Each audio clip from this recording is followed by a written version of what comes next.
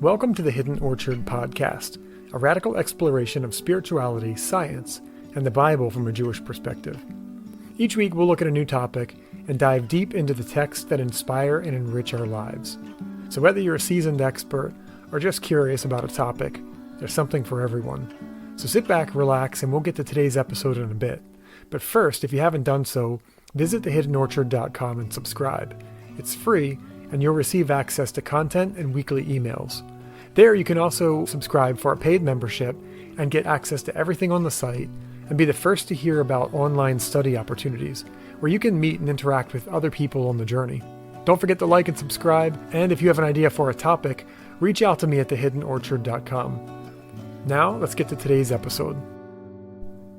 The death of the firstborn is one biblical plague that many struggle to come to terms with. Some have asked, for what purpose did God kill so many innocent people? While this might be rationalized as payback for the death of the Hebrew infants in Exodus 1, closer inspection into the texts indicates a deeper message. Years ago, while studying, I came across numerous insights into the Exodus story that are captured in the Torah. Insights, I imagine, are obvious to students of Egyptology, but not so obvious to everyone else. Interwoven into the narrative, there are nuanced references to Egyptian views of death, the afterlife, the funerary heart-weighing customs, and as we will explore in this work, particular deities targeted by these plagues. On a simple level, the plagues and afflictions dealt to Egypt are straightforward.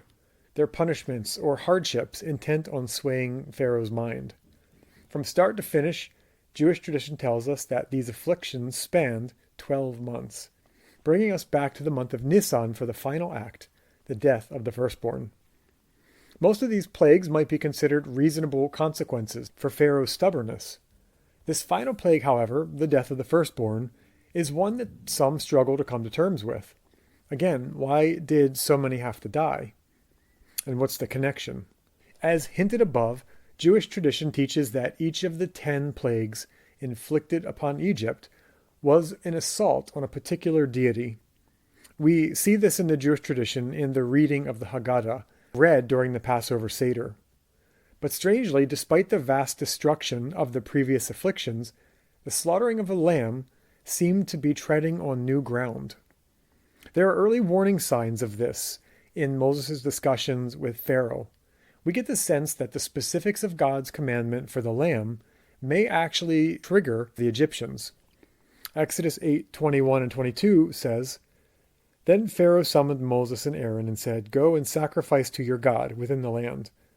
But Moses replied, 'It would not be right to do this, for what we sacrifice to our God is an abomination to the Egyptians.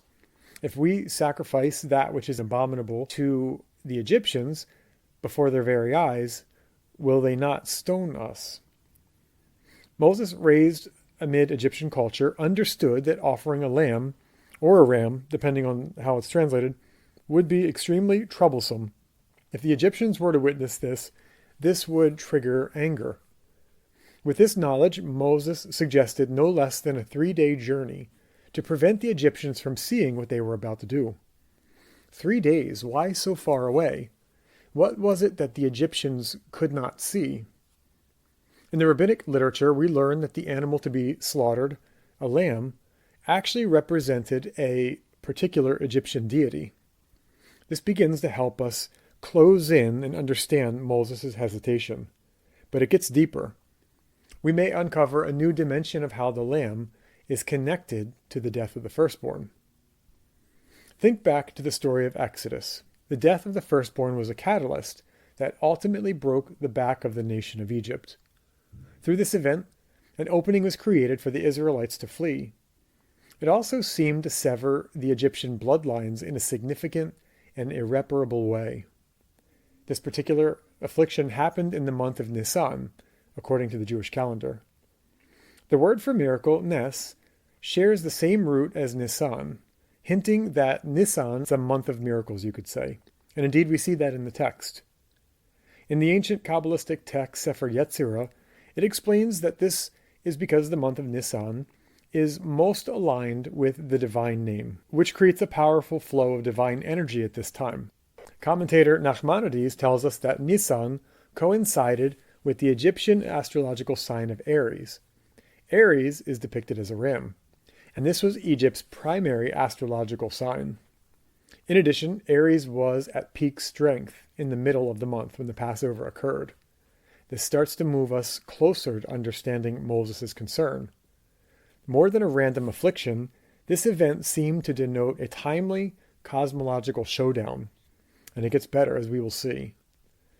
Nachmanides continues, the astrological sign of Aries, the ram, is of course at its greatest strength during Nisan, when it is a rising sign. Slaughtering a lamb, therefore, demonstrates that we did not leave Egypt by force, but by divine decree. Another commentator, Rabbeinu Bachya, tells us, God ordered the lamb to be slaughtered during this month to demonstrate that this animal, that they considered a symbol of their success, could not even protect itself, much less those who worshipped it.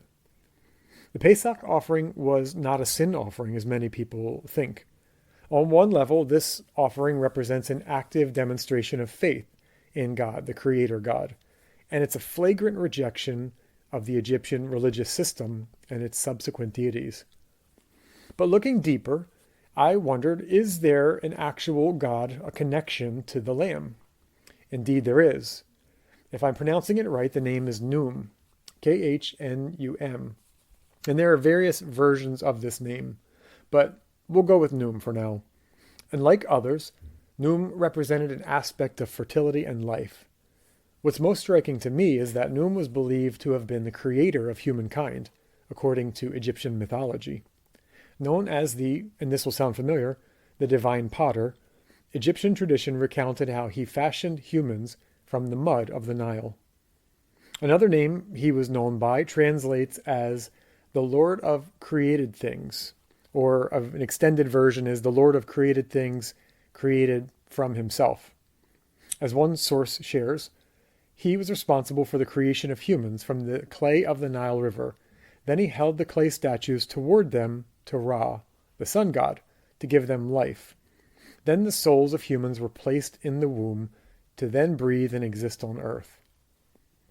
Assuming that Num was indeed the deity in focus, it seemed God wanted to make it clear who actually created the world, who had the power to give and take life, and by whose hand the Israelites were freed.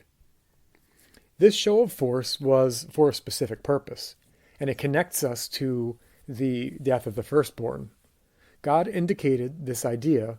More than rescuing the Israelites, he wanted to prove that he was God for all and over all.